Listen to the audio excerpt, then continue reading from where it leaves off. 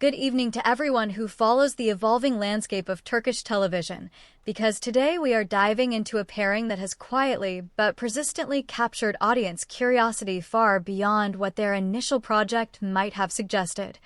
And that is the dynamic between Baris Baktas and Yagmur Yüksel, two actors whose rise has been shaped not only by their on-screen performances, but also by the unpredictable energy of audience interpretation. What makes their collaboration particularly interesting is not just the storyline they were part of, but how viewers began to project emotional continuity between fiction and reality, especially during the airing of Kansesekleri,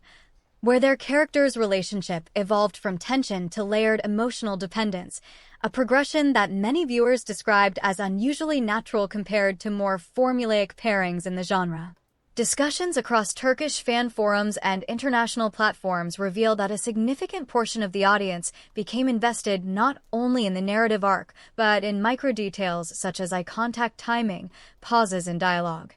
and even body language during scenes that were not necessarily written as romantic peaks, suggesting that the chemistry was being interpreted as something more organic than scripted. Interviews given during the height of the show's popularity added further ambiguity, as both actors maintained a professional stance while subtly acknowledging the intensity of viewer reactions, which only amplified speculation without confirming anything concrete. What complicates the narrative further is the production style of daily Turkish dramas, where actors spend extended periods filming under tight schedules,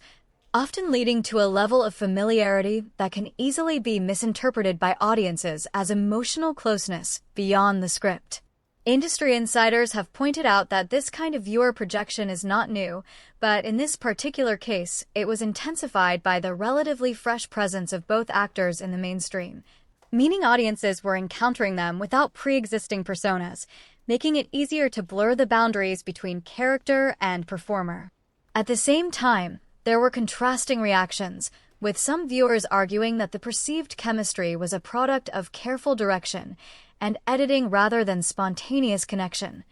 highlighting how audience interpretation can split into entirely different analytical frameworks even when observing the same material. As their careers continue to develop, the question remains whether this early association will define their trajectories or simply serve as a launching point toward more diversified roles that challenge the expectations formed during this period. So, as we close today's discussion, consider this carefully. Are audiences truly recognizing genuine on-screen chemistry, or are they subconsciously constructing narratives that actors themselves never intended to create?